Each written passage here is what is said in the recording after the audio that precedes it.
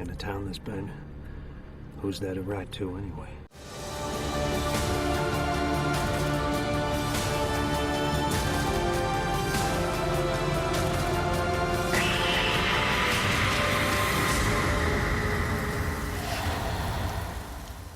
Welcome to Gotham TV Podcast, the unofficial podcast of the upcoming TV series Gotham and the connected DC universe.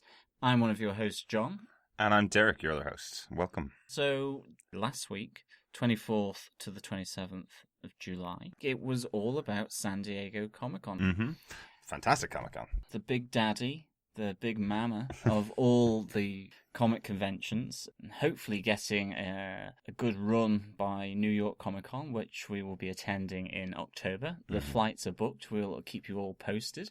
But this was the big event. There was a load of build-up to it with the release of various little snippets, certainly from Gotham. And what we're going to talk about coming up is all the news from San Diego Comic-Con. Yeah, we're going to cover all the things that are connected to the DC Connected Universe, obviously, and we're going to also talk about, obviously, all of the Gotham news that came out and our opinions and our feelings on it. First up, we want to say a big thank you to you guys. We've just reached 1,000 downloads, which is thanks everyone. Yeah, which is pretty awesome for us. We're kind of expecting that this would be a pretty slow burn for us as we got close to the launch of the TV show. But you guys have been listening away for the last couple of months. Thank you very much for listening and downloading and at least having a little old listen to what we're saying, and hopefully we certainly endeavour to keep it interesting. So thanks very much for all of that. And while we're on thanks, just want to say thanks again to the Gotham Addicts who joined us last week. It was really good fun to talk to them. If you haven't heard the podcast, go back and have a listen. It's up on iTunes and on Stitcher and everywhere you're listening to this podcast, obviously. And while you're up on iTunes, pop us an old rating. It helps other people to find our podcast, obviously, and it's always good to see people listening and see people giving their feedback to us. So I think on with the news from San Diego Comic-Con.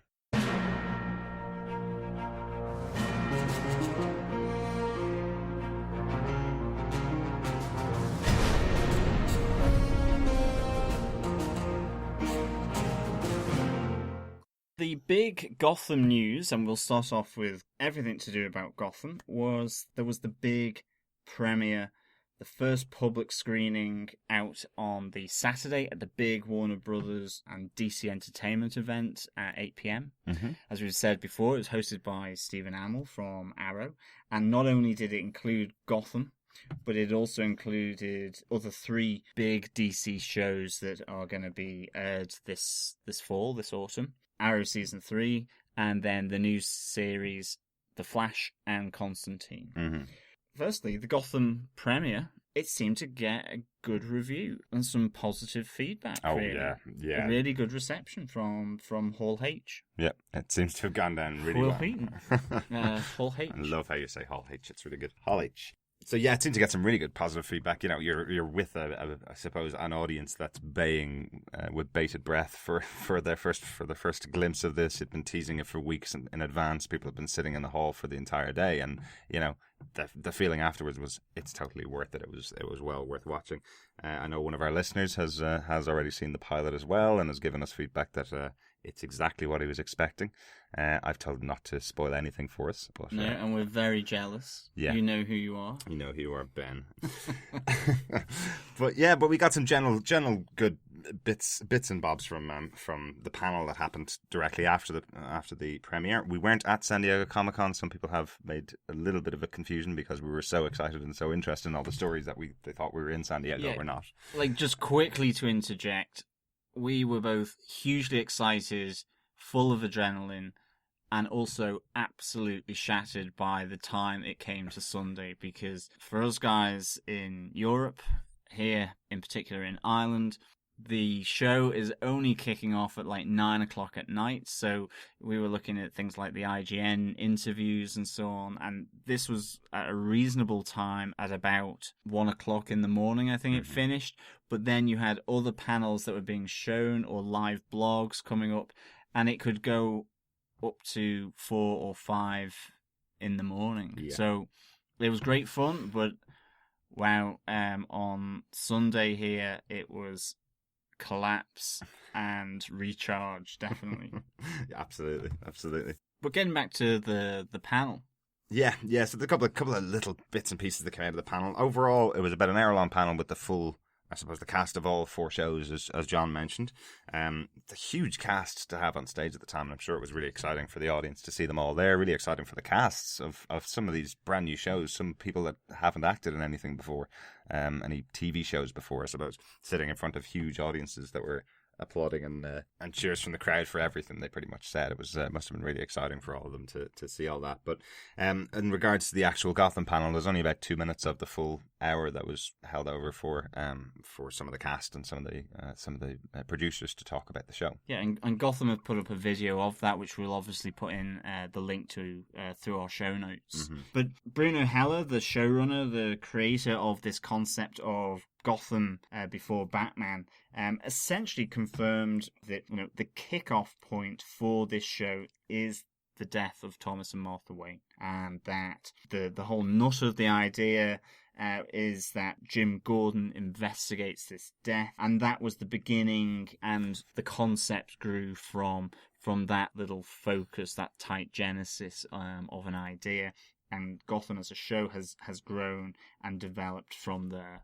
So that was quite interesting to hear. And I think one of the other encouraging signs that came through from Robin Lord Taylor, and he was kind of talking about stepping onto the set to inhabit his role, which is Oswald Cobblepot, aka the Penguin, is that he finds it to be sort of something amazing, that the character is so rich and that the writing of it has been done so well that he fills this vessel that is Oswald Cobblepot. It's such rich writing that's been done for the show, and that's really encouraging to hear as well, I think. Yeah, I think all the feedback we've heard about the pilot, from going back to when the first journalists were covering it right the way up until Comic-Con this weekend, is that he's the real standout of the show. He's the one that is really gets people and is really really interesting to watch on screen, and he's essentially saying that's to do with the writing, and that he seems to embody the role himself. He feels himself as being really, really well cast as in the part, which is always a good thing for an actor, I suppose.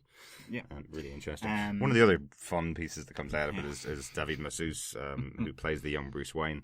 I love his comment where he kind of says, "I think Batman becomes Batman at 25, so I want this show to run till I'm 25 and I can become Batman," which is great. This is very funny.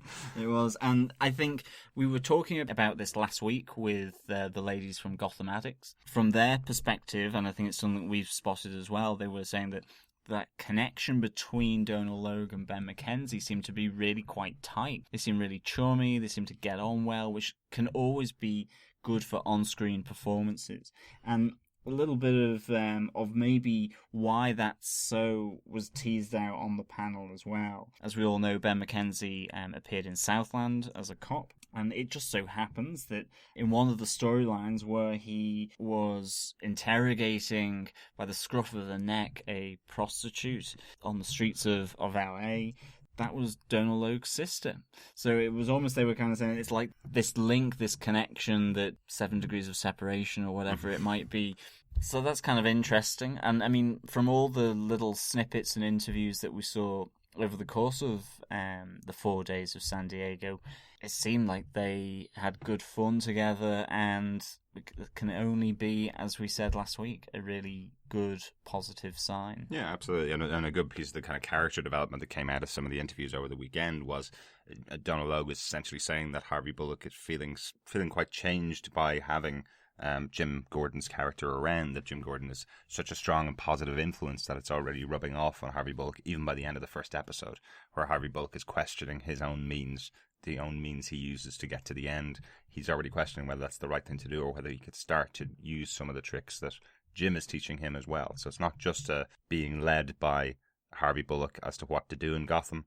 Jim is already turning Harvey Bullock around to a better way of thinking about doing things. And then there were also 2 interviews, one by TV Line and one by IGN. With TV Line one was a large portion of the cast, along with the executive producers and creator Bruno Heller and Danny Cannon. And the IGN was with just members of the cast. Yeah, it was Donna Logue, Ben McKenzie, Jada Pinkett Smith, and Erin Richards, which is the first time we've actually seen her been interviewed with regards to Gotham. We knew she was cast months ago as Barbara Keane, which is Jim Gordon's wife, but we haven't actually seen her being interviewed before for the show. So on both these interviews, there are a few sort of commonalities and that came out from them. And I think one of the interesting aspects was that, will this be a serialized show? Will it be episodic? And it would seem, and it came from a lot of TV shows actually, that we saw their panels and events and presentations, was that a lot of them are going for episodic or serialized ones foremost, with elements of the other. And for Gotham, it's essentially that this will be episodic in its nature in relation to crimes that need to be solved by Jim and Harvey Bullock and other members of the MCU, but that there will be serialized elements to that, along the lines of, who gains control of Gotham from the criminal element, that battle that's taking place, the development of villains, the saga of the Wayne family murder of Thomas and Martha. All these will be serialized elements across and punctuated by episodic cases that Jim and Harvey will be investigating, but also ones that will link into that serialized element. So quite complex, but it was good to find that out, because we were thinking, is this going to be a highly procedural sort of CSI Miami type of show, or how will they structure that? So it's good to know that. Absolutely. I think that very much the impression that comes across is they're taking a leaf out of the book of, Arrow or Agents of S.H.I.E.L.D. or other shows that are on at the moment, where there's an overarching story which plays in every week. You see bits of it, very small pieces of it will fill in kind of the blanks of the overarching story, but generally there is a central element of it that may be done within a week, where there's an investigation going on, or maybe done in 2 weeks or 3-part episodes, that kind of stuff, which is good to hear. It's I think there's always been this worry of the show, because of who it's coming from and because it's set in Gotham without a Batman or without supervillains as such, that it's going to be just a case of the week. Someone robs a jewelry store, who is it that did it? And they're pretty much confirming that's not going to be the case. That's pretty much what they said. Or an underwear store like they did in Gotham Central. Gotham Central, yeah, that was a great issue. Yeah, your Nick, just to throw that in again. Go back to episode 5 if you haven't heard that one.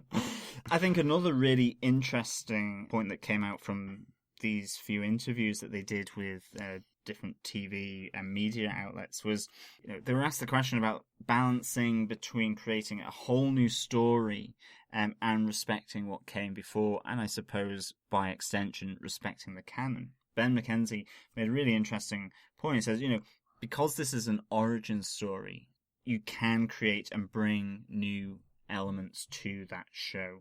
You have to respect canon, and it looks, from what I can see, that's what they're doing. They've got Fish Mooney in there, who's a totally new character. They're playing around with Poison Ivy in that she's Ivy Pepper. And it'll be interesting to see what other aspects that they do there. As well, he then said that characters which, comic book fans may be really highly aware of, but not necessarily TV viewers or even people who have enjoyed the films, such as Barbara Keane or Captain Essen or Rennie Montoya or Crispus Allen, Harvey Bullock, that MCU universe. We might know Harvey Bullock being avid comic book fans, and certainly from reading Gotham Central, but not everyone will necessarily know that. And so this is definitely an exploration of that, and it brings something new to other people. Yeah, absolutely. Really interesting discussions that they had about it. Jada Pinkett Smith looked like she was having a great time cosplaying as Fish Mooney, carrying around a baseball bat all weekend. It's just really good fun. Everywhere you saw her, from interviews that she did on the first day she arrived on Friday, all the way through to when they were leaving on Sunday, you just saw her carrying a baseball bat with her everywhere she went. So it was hilarious. It was so funny. I think she thought she was in Dead Rising 2 or something. Something like that. Zombie apocalypse. Yeah, so that's a good thing to carry when you've got 50,000 people walking in and out of the convention centre every day. That is true, because one of the other really encouraging things from the interview was Donna Logue really did make a point of talking about Batman fans, Gotham fans by extension, are really important, that they're the best and some of the most ardent fans ever. And that they recognize this, and that they're really eager to show the fans what they're doing and what they've done so far. And I think, because they're telling stories, he said, it keeps us in a job, and we're telling stories that are important to people like ourselves and to other people who find this whole universe really exciting, really interesting, and really complex. And again, I find that really awesome that they are saying that about the fans, even though the first episode hasn't aired yet on TV. It's a bit like us being on the 12th Gotham TV podcast episode, and it hasn't yet aired. Yeah. So, I mean, that's part of the reason. And for me, that was a really good shout out from them, and that was on the TV Line cast interview, which was great to hear. Yeah, absolutely. A couple of the bits and pieces that have come out over the course of the 7 days, really. A lot about the other past relationships that are in the show. It's very much, this isn't just, they switched on the lights of Gotham and these characters popped into existence. There are some previous relationships that are there between some of the characters, including Fish Mooney and Harvey Bullock seem to have quite an extensive past. But it seems very much that this past is being written at the moment for them to be to see. They sound like they haven't read much of the script. They're just aware that there is a past between the two of them. Very much that Harvey Bullock uses Fish Mooney to get what he wants, and Fish Mooney generally returns the favor by using Harvey to get what she wants. But there is a more complicated past which will be borne out over the course of the episodes of the series. Yeah, I thought that was really interesting to hear. I think as well, Danny Cannon touched on sort of the look of the show and pulled out the fact that the city in itself is a character, and that a lot of work has gone into the textures of the city, that it's romantic, it's dark, but also quite a Dickensian world, he said. It's not simply all just done in post-production. It's good sets with that feel. Ben McKenzie further said that, I think it was Lisa Padavani, I hope I've pronounced that correctly, I probably haven't, but she did the costumes on Boardwalk Empire, so that kind of 30s feel. Again, I think from some of the photographs you can kind of get that. It's about that vibe. I think Danny Cannon goes on to say that Gotham, as a city, they're trying to put this vibe and a taste and a fashion that you understand and you get it, and that is really important for the city of Gotham to be this extra character within the show. Shows its light and dark, it's brutal and its tender moments, I suppose. It's really interesting. Yeah, absolutely. No, it was really good. Again, there's not a huge amount of extra stuff that came out about Gotham. I think they were very much there to promote the fact that they were showing the pilot. They're very much there just to have a bit of fun. There's some great videos which we've put up, which we'll put up again in the notes, just with Ben McKenzie riding around in the Gotham taxis saying hi to fans, which is really good fun. Yeah, that was good fun. They were zip-lining through Gotham. That was opened by the mayor of San Diego, wasn't it? Yeah, that's really good fun as well. Didn't he fly through a building or something? No, he flew past the city of Gotham, that's all it was. But yeah, there's some really good stuff. It would have been better if he'd gone crashing out through a glass window, a bit like in The Dark Knight Rises. Absolutely, but they'd have to reset the glass window every time somebody did the zip line, so that probably would have cost a lot of money. Because I kind of thought that that's what was going to happen, actually. Really? I thought it was literally between two open windows, but obviously it wasn't. No, it wasn't that much. And remember, there are no smashed windows in Gotham until Batman gets there to jump through them. So we've got 25 years to wait for that. Except if there's some really clumsy sort of window glazes. Yeah, that's true. That is true. Or Laurel and Hardy happen to be there. Very true. But what did you think overall about sort of Gotham's presence then at San Diego Comic-Con? Overall, I'd say it was great fun for the fans that were there, who saw them doing the ziplining. The fans who met them in the Gotham cab seemed to have a great time. The fans that saw the show, and the signings and all that. Yeah, and there was quite a extensive signing with all 7 members of the cast that were down there. It seemed like really good fun. For us, watching from abroad, not having those experiences, trying to find bits that they talked about or that kind of stuff. I think a lot of the press that they did won't be released for a couple of weeks, so there's things that we won't know about. There's not a huge amount of new stuff if you've been following our show and if you've been following the news the way we have for the last couple of months. Yeah. And I kind of felt if you're going to do a big bang like this, bring in some of the other characters that or the other actresses and actors that people don't know that well. If you're going to bring down 8 people, why not bring down 2 more? Absolutely. Bring down Victoria Cartagena, bring down Andrew Stewart-Jones, who play Rena Montoya, and Crispus Allen. Round out the major crimes unit as they are, because if your show is going to talk about people solving crimes, try and bring in the major characters who are going to be doing it now, so you can show them to the public and show them it's not just dependent on these main 6 or 8 characters. Exactly. I think as well, all the other DC shows that were at that Warner Brothers event with DC Entertainment, Constantine, The Arrow, and The Flash, they all had their own screenings of either trailers or footage from, or even the pilot from their up-and-coming sort of season 3 for Arrow, but also then their episode 1 for The Flash and Constantine. They all had that, and they all then had Q&A sessions, and that lasted for maybe 15 or 20 minutes, like they did with Agents of S.H.I.E.L.D. and Agent Carter with the Marvel TV panel. Yeah. And I just felt that it was all really good. I loved the fact it was the premiere, that big event of all those 4 DC shows, and the big panel as well. But there's so much going on there. It would have been nice to have seen Gotham have its own time in the sun, so to speak, and have that 15 or 20... under the moon. Or under the moon. That 15 to 20 minutes where the moderator could ask some really focused questions purely on Gotham, or you would get maybe 5 or 6 questions coming from the floor of the hall or of the room at the convention. Yeah. It seemed to me that that would have been really good. Yeah, and I think very much what we said before, it was a 3-hour event with 2 pilots and footage in there, so it was always going to go fast.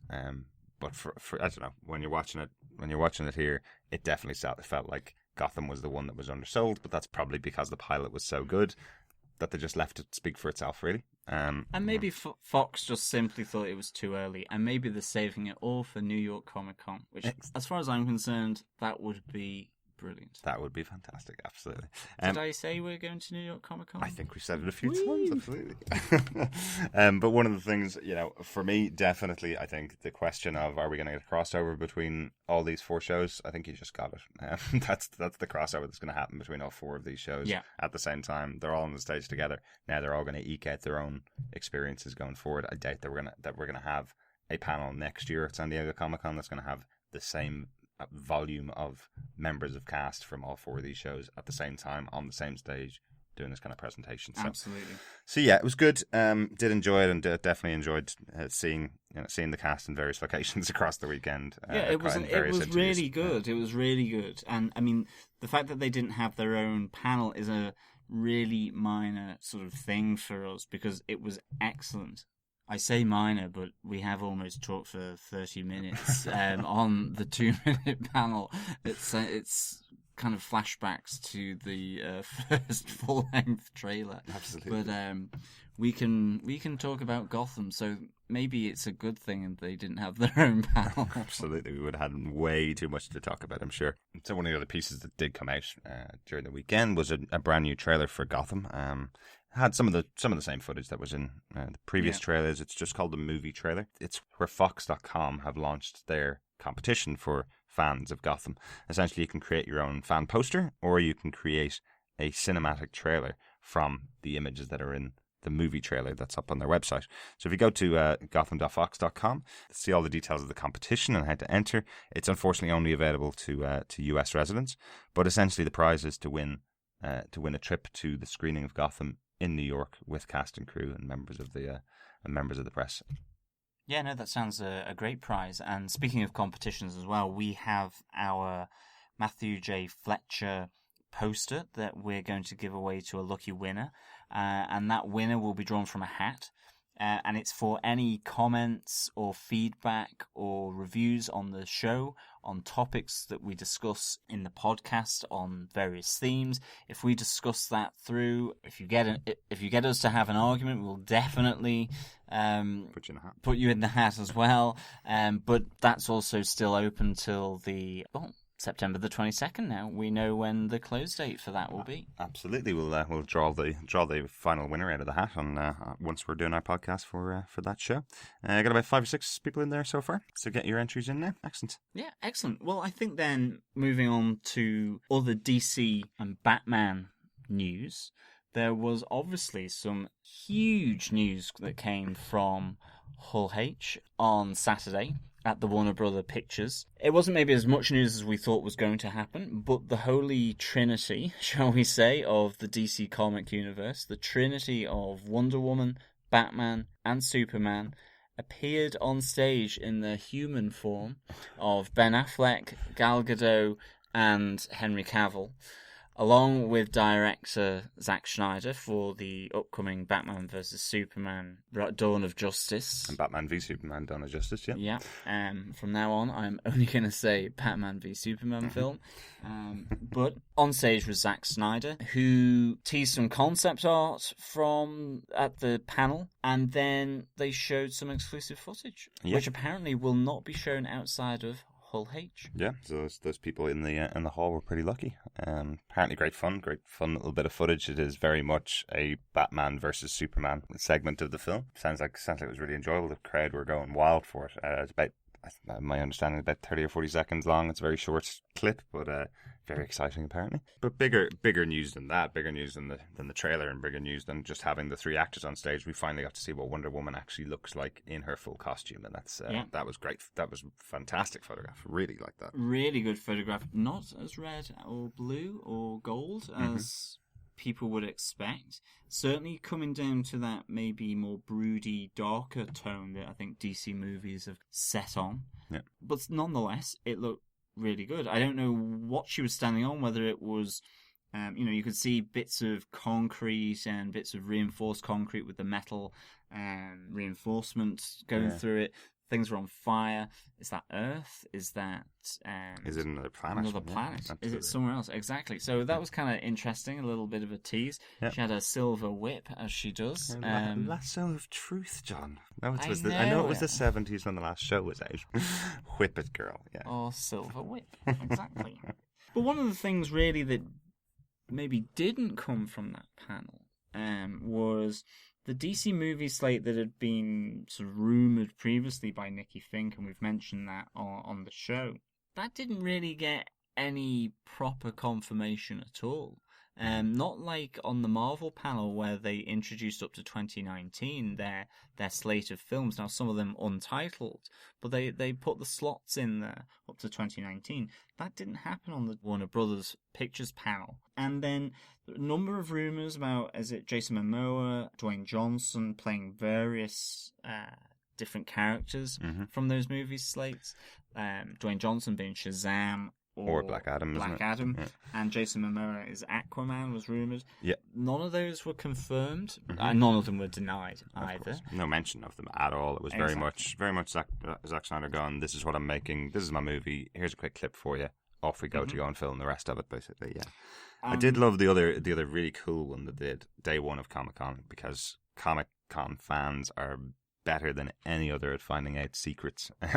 On the wall beside the DC desks, DC Comics desk, they had the history of Batman, 75 years of the cowl, loads of various concept art, loads of different pictures of Christian Bale, of Adam West, of all the different Batmans, and in amongst all those photographs, apparently loads of them, I couldn't even give you a count, but 50, 60, 100 kind of pictures.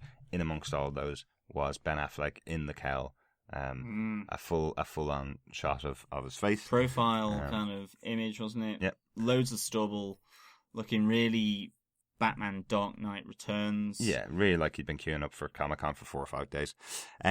But what I loved was, I think we heard about that about 15, 20 minutes after the doors opened for Comic-Con. So I'm sure somebody in DC thought they were being really smart, hiding this on the wall of pictures, and probably somebody found it within the first 15 minutes of the show being open. So I thought that was really good fun. Other than that, there was a apparent full cowl reveal. So people had thought that there was a cowl that was in a case, which looks very like the images of Ben Affleck's Batman that we've seen. It was in the case for the whole weekend. People were walking up taking photographs with it. I know we saw Scott Snyder taking a photograph of himself with the cowl. Everybody thought this was the reveal of Zack Snyder's cowl. It's not. It was actually an art installation where a bunch of creators showed their vision of what they could do with a cowl, essentially. Everybody was slagging it off, saying that you can't move the neck on it. Has he gone backwards from the Christian Bale era?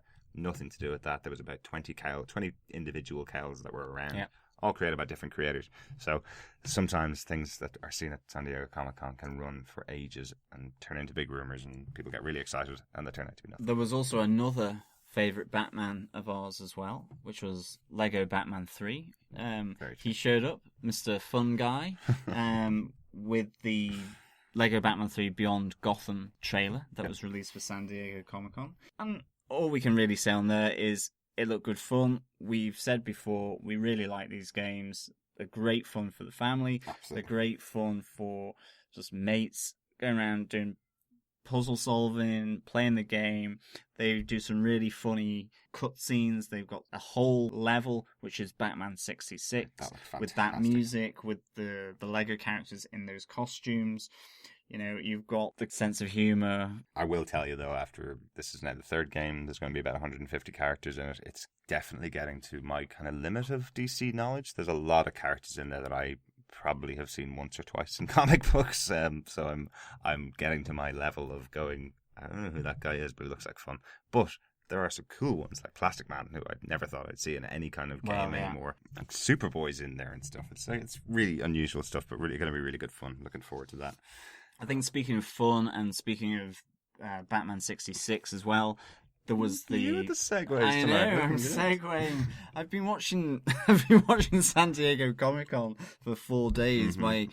My eyes are dry, but they are constantly open. I have huge bags, and I now know how to do a decent segue. Excellent, excellent. There have been people segueing all over the place. I'm glad you learned something from the show.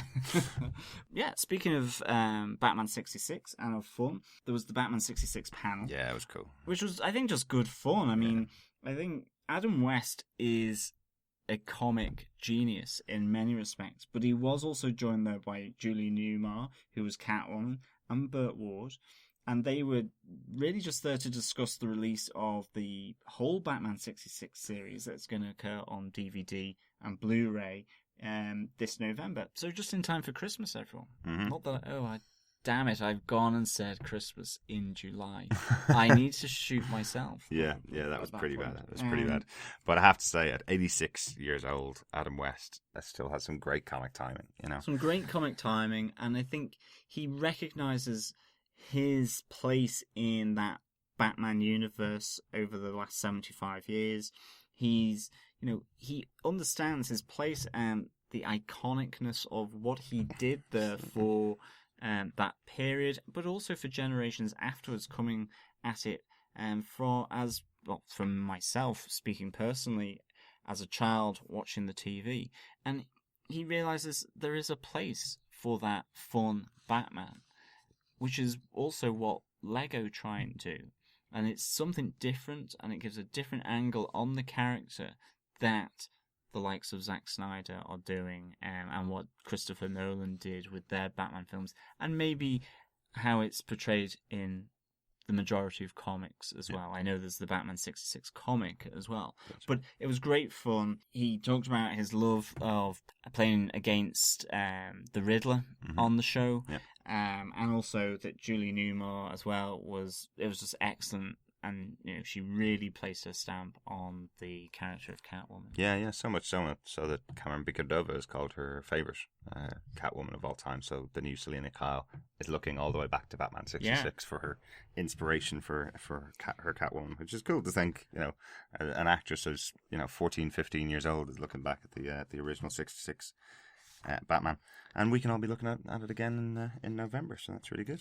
And I think really just two final, really brief items of note is, say, there were 2 spotlight panels, both surrounding important people from DC, both past and present. One being Scott Snyder, who also went on and won an Eisner Award for not for his work now on Batman the New 52 that's currently being published, but with his work on The Wake. So congratulations to Scott Snyder, obviously, on that. But he also had his own spotlight panel, just looking at how he writes comics, how he pitches to publishers, or certainly how he used to, some of his up-and-coming projects, both for DC but also of his own. They look back at American Vampire, and then one of his upcoming titles, Witches. I definitely have to say, if any of you are comic fans and you haven't read Zack Snyder's, or if you haven't read Scott Snyder's stuff, I always confuse Zack and Scott. Always, it's so easy. If you haven't read any of Scott Snyder's stuff from Batman, they're fantastic. They're really, really good. I've read American Vampire as well. Really, really enjoyable read. And The Wake is getting great reviews. Just haven't gotten around to starting it yet. I think it's only about 8 to 10 issues in now so far, but it's getting some great praise, and the spotlight and the Eisner Award are truly deserved for him. Just finally, one of the other spotlights was on Bill Finger, a fairly large panel that included Michael Uslan, but also relatives of Bill Finger. Again, this whole idea of the legacy that he left behind with regards to his co-creatorship of Batman as a character, but also importantly, a number of the villains of the city of Gotham as well. And for the Batman Day that occurred last week, where there was free comics, a free reissue print of Detective Comics issue number 27, he got his name on the front cover of that as one of the co-creators, which is really excellent news and well deserved. And so I think that's another honourable mention that we need to make on the show. Absolutely. But I suppose to move a bit away from Batman, there's so much that went on at the event over the weekend. We absolutely have to talk about the other side of the TV shows that were up there. You know, we mentioned Gotham had their panel combined with the other 3 big TV shows.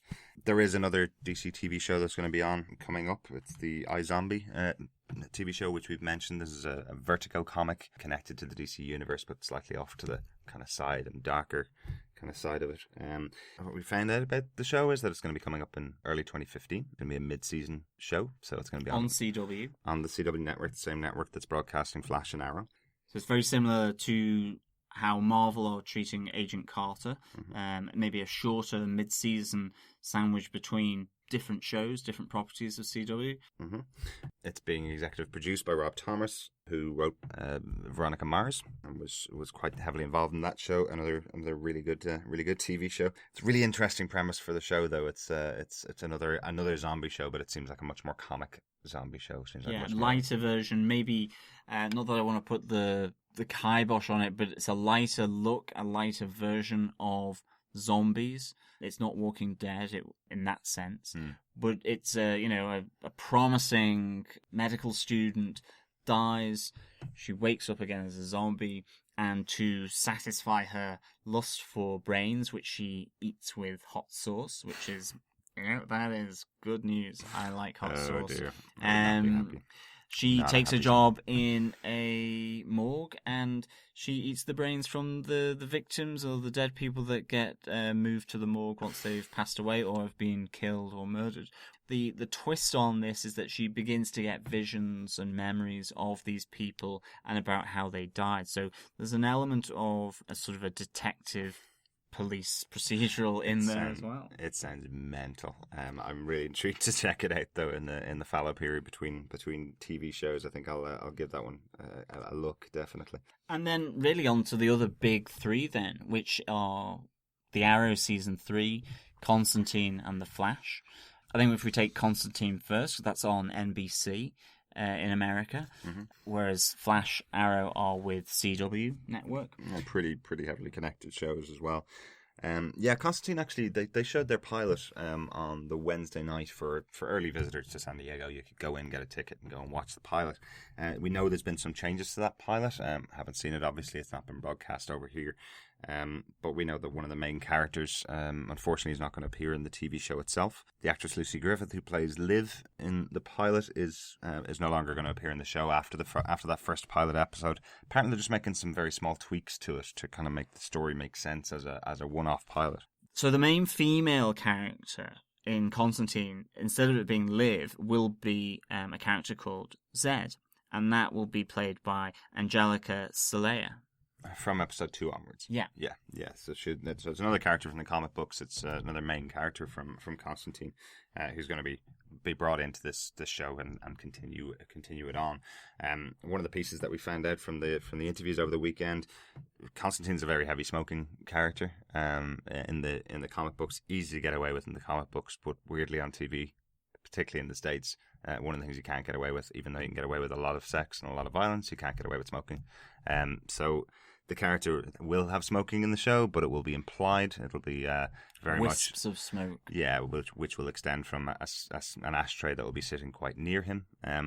Totally understandable. You don't want to be encouraging people to smoke, but I don't think Constantine is the character that should be encouraging people to do anything, really. Yeah. No, I mean, there's going to be a real supernatural vibe, and one of the really interesting things was that, the creators were quite clear that they are really going to tap the excellent comic origins of this character.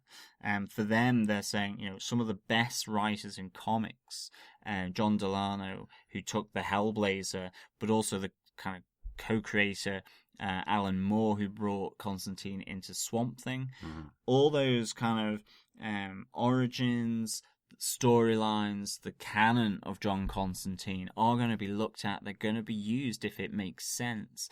I think they called it, we're going to be old school about this.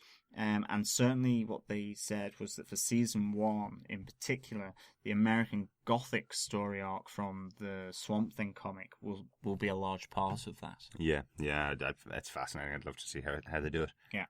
I presume Swamp Thing's not going to be appearing in the show. One of the things that they will be looking to do will be to bring more and more of the DC mystical universe, which they kind of hinted that they've got the rights to from DC. DC has said, go play.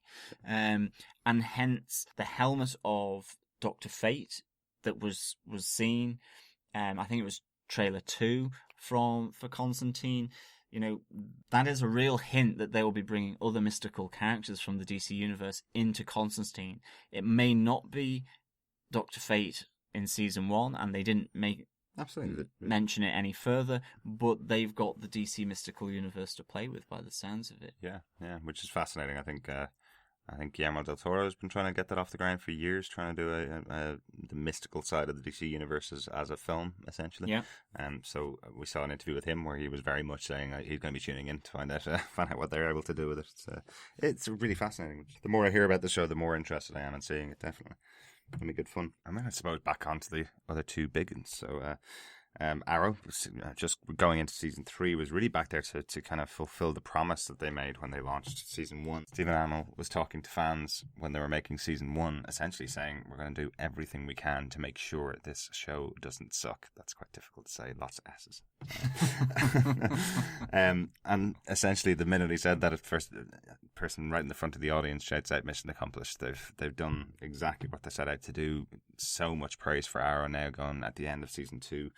So many people are really big fans of that show, and very much the presence was shown there. This is why it's getting the spin-off of Flash, Yeah. And they've got a huge amount they've accomplished in season 2, turning the audience around. I think one of the WB presidents last week said that essentially no male used to watch Warner Brothers before before Arrow was released. I decline and say Supernatural was huge. Yeah, but, I did. I watched Supernatural. But apparently for years they've been aiming for a female audience, and now Arrow's brought that male young audience back to the channel. They've done so much. So many changes have happened over the course of season 2 to all the characters. So much is going on with them, and there seems to be so much more leading into season 3. The main theme that seemed to be coming for season 3 is this idea: at what price is victory, given the ramifications at the end of season 2. And there's going to be flashbacks to him being in Hong Kong, which was teased in season 2, that, he didn't spend all his time on the island whilst he was away from Starling City. Mm-hmm. There was the reveal, that was slightly before, but again, it was shown of the costume of the Arsenal. Yeah, Colton Haynes' character. Colton Haynes' character, Roy. There was also, again, the confirmation and the reiteration that Brandon Routh is going to be the Atom and Ray Palmer. Mm-hmm. And that was in the season 3 footage teaser that they played on the Friday, I think, of Comic-Con, where that had a few sort of big surprises in there. One right at the end of the screening, which showed one of the more popular characters from the show lying on a slab with blood. Yeah. You know, we're not going to say anything because that is a real big spoiler, I think, that happened. I'm sure most people have seen it, but nonetheless, they maintain it's not a big spoiler. It's just a scary moment for people watching. A scary moment. Another, people return in season 3, so it looks like it's really kind of hotting up to be a good third season. And in the first season of Flash, then, which had its premiere again at this event on Saturday with Gotham, it's going to be a lighter tone compared to the Arrow, presumably less abdominals than the Arrow as well. Although if you've seen the trailer for the show, he basically has that moment where he gets the abs from a lightning bolt, so they even joke about it. So, yeah, exactly. But they're joined by further abs in Wentworth Miller, who will be joining the Flash as Captain Cold, and obviously we all know Wentworth Miller from Prison Break fame. He just had maybe a few prison breaks too many for most people. But that was first season really good. But a great actor, though. Yeah, good actor. Really interesting to see what he does now with Captain Cold. The other point to make about the Flash pilot was that, again, just like Constantine, they did give the opportunity for a bunch of early arrivals for San Diego Comic-Con to go and see the Flash pilot. Again, great feedback from this. The lighter tone seems to be going across really well with people. There's a huge amount of Easter eggs in the first episode, apparently, so people were really excited about it. Yeah, they're really liking Grant Gustin as well as the Flash. Yeah, he seems like a really fun presence for the show and seems like it's going to be really good fun. So really, the Gotham premiere was the only one that was held over till Saturday. The other premieres were shown and the other panels were on during the week, so the only piece that was really held over for people was the Gotham panel. Then there's going to be a lot of a continuation of these crossovers that are happening. We've got episode 4 where Felicity is going to visit the Flash in Central City, Felicity from Arrow. And then the big one, which is a 2-hour crossover of both episode 8s of each show, The Flash and Arrow, will occur as a special event. Yeah, I think the only slight hint that was given was from Andrew Kreisberg, who said that the story starts out in Arrow and stretches over to Central City and stretches back to Starling City afterwards. So it goes between the shows over the course of a 2-hour event, essentially.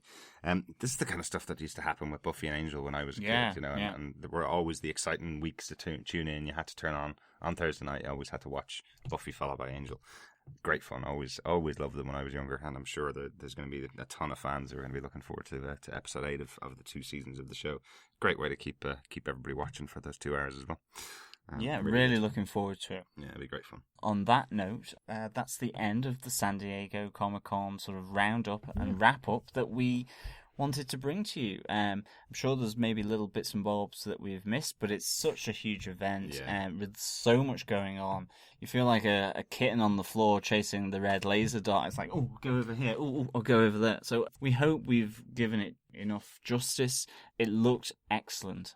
Yeah, it looked like really good fun. I'm sure there's bits we missed, as John said. If there's anything we missed that you thought we should have been covering, obviously send us an email to gothamtvpodcast@gmail.com. Contact us on Twitter or go onto our Facebook page at Gotham TV Podcast on Facebook. There was absolutely tons of San Diego Comic-Con. It is absolutely packed 4 or 5 days, I think, in total, from going from Wednesday all the way through to Sunday. There's 5 full days of stuff. We left out all the comic book news. There's so much of that there. So I hope you've enjoyed hearing our highlights, I suppose, of the show. Highlights. I'll take on some of the different aspects of the Gotham and DC world. But again, thank you so much for listening. We can't wait to come back again when we will be coming back to Gotham Central and a number of the arcs up to probably around issue 27, 28. With that, I'd really like to say thanks for listening and can't wait to speak to you and discuss things next time. Yeah, absolutely. Thanks very much. And please keep in contact with us. We'll talk to you very soon. Bye. However dark and scary the world might be right now, there will be light. There will be light. Brooks.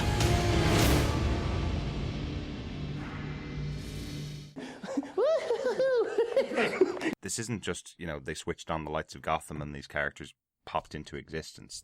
There are some some previous relation. There are some previous relationships that are there between. There seems to be a bit of a serious past between Rena Montoya, played by Victoria Cartagena, and Aaron Roberts, Barbara Keane. Richards, and Barbara Keane, played by Aaron Richards. So much editing. The Lego characters in those costumes. You know, you've got the crispy ducks, the crispy chicken, sort of the roast chicken sense of humour. They get all cooked on the rockets of the spaceship as they leave the Earth's atmosphere. And then I will tell you though, just tongue in cheek, really good fun. Yeah. The crispy ducks, the crispy chicken, sort of the roast chicken.